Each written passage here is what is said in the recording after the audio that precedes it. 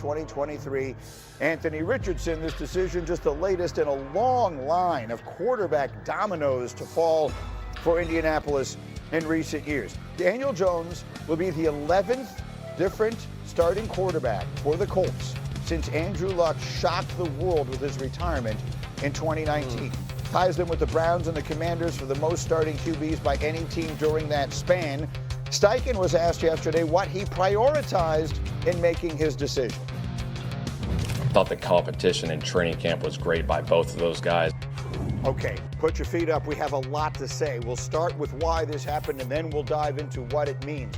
Dan Graziano, why did they make this decision? You heard the word consistency come out of Shane Steichen's mouth. That, calling around on this last night, that was the word that kept coming up, that Daniel Jones was the more consistent performer throughout the offseason, throughout training camp and the preseason. I don't get the sense that he ran away with the job. I think they were happy with the improvements they saw from Anthony Richardson. They obviously want to see more, but they felt like, they're trying to win the game. They're trying to beat, who are they open with? Miami, right? Like they're trying to have a good season and win their division, and right now they feel like Daniel Jones is a little more trustworthy in terms of what he's going to be week to week, play to play than Anthony Richardson.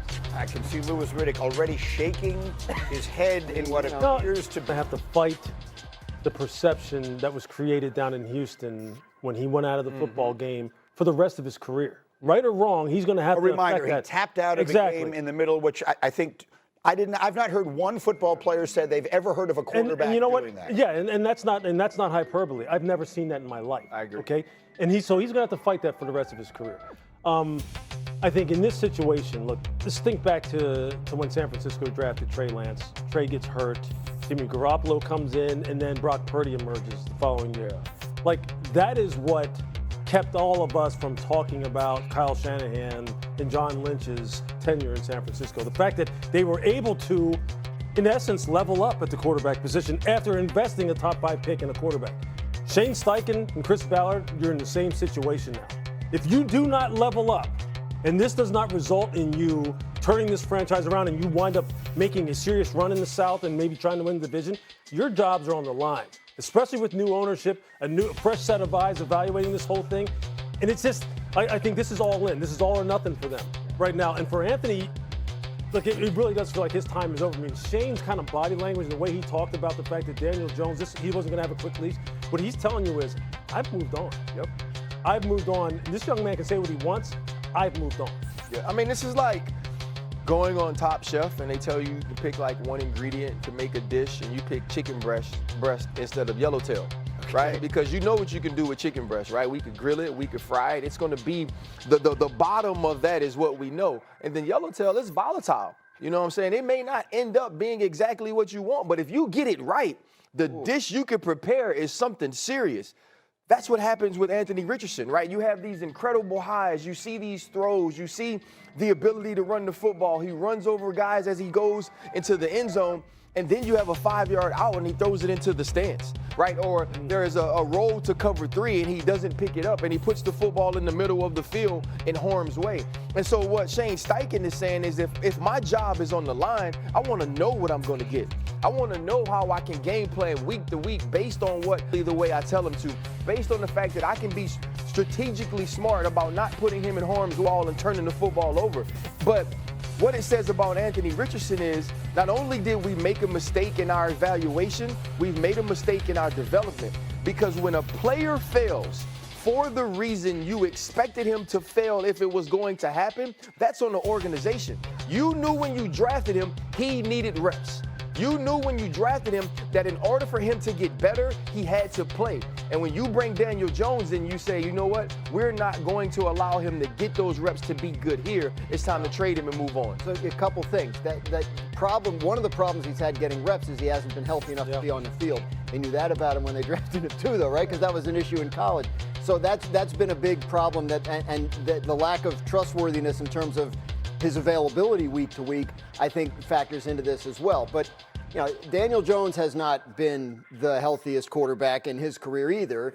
For Shane Steichen to say what he said about he's the starter all year, it doesn't always work out that way. 18 teams used more than one quarterback last year. Last year, Bryce Young got benched in Carolina. We thought that was it for him. Then Andy Dalton has a car accident, and Bryce Young gets the job back and runs with it. So, if you're the Colts, maybe in the back of your mind, you're hoping that, because this isn't Brock Purdy. Like, Daniel Jones, like, they didn't draft and develop him. Like, they didn't diamond in the rough. Like, we know what he is. Yeah. This is a floor play, right? Yeah. Like, to elevate the floor. But the thing is, like where they needed to be. Like, the fact that he articulated, like, he was already anticipating what people are going to say, well, what can Anthony do to get back in there? And he's like, hey, look, let me just squash that right now. He's our starter. I'm not trying to have a quick leash here. Like, that to me signifies, like, I've really moved on from trying to develop this guy. You don't think that's just the right thing to say in the moment? Like, if he's we'll take it week to week. It is, Dan, but at the same time, I mean, you're talking about the 4th overall pick. Yeah. Okay, and Chris Ballard is sitting somewhere during that media availability going, damn, like, I'm the one who kind of sold us all on this. Yeah. And he just talked recently about the fact that, it's a mistake to maybe pull the plug on guys in year 3 going into year 4. Like, we've seen the late developing quarterbacks. We've seen that now. That can happen. And he's in the back of his mind thinking, maybe Anthony just needs a little bit more time. But you know what? They're all out of time. And that's the other thing. They're all out of time like, this year. Daniel Jones has to blow you away for you to sell to your locker room, because to me, you don't speak to the media. You speak to your locker room through the media, right? And so if I am one of those players on that team, if I'm Quentin Nelson, if I'm Cam Bynum that just came over from the Minnesota Vikings, we can't go back to Anthony Richardson. Because what you're telling me when you say we will not have a short leash is I believe Daniel Jones is so far in front of the next option that we're not even thinking about continuing to develop him to give him a chance at another point. So if we go back to Anthony Richardson, if Daniel Jones gets hurt, if Daniel Jones doesn't play well, I'm looking at Shane Steichen like you don't even want him. I think that's the only way, RC, that he winds up getting back in, is if Daniel Jones gets hurt. Or if it's so abysmal. Yeah. If it's so abysmal that he's like, that someone else steps in, which we know can happen, right? It happens We all the know, time. like, people above can go, nah. We got to put Anthony back in. And remember now, this was a top 5 pick. You know what I'm saying? I don't care what Louis, you thought. From your evaluation of Anthony Richardson on the outside, your evaluation as he was going into the draft, does he look like the type of guy, does he feel like the type of dude that gets better watching somebody else play? Of course not. Right, so how do you go back to Of course not. Well, because, like I said, because the order comes down from above. Or you lose. Or you're just so abysmal. Fans are sitting there going, like, what the hell are we doing? need to do something. Exactly, and you got to do it. And they're not going to be that. This is not a terrible team. You're right. I mean, they are right there. They're going to contend in the South. This is a pretty good football The team. thing is, though, they felt like they were right there since Andrew Luck retired. That's why we were going through this litany of veteran quarterbacks. But you know what? I mean, what has really been the thing that has held them back? Quarterback. I mean, enormously so. You know what I'm saying? We just showed you. So, I mean, they are. Like they are right there. They were in it last year. Like, Yeah. They were in contention later in the season. They were 8-9 last year. But they fell apart at the end, and a lot of it was the inconsistent play from Richardson. So the locker room knows that. I mean, they've seen the good and the bad, and they've lived it, and the consequences. And look,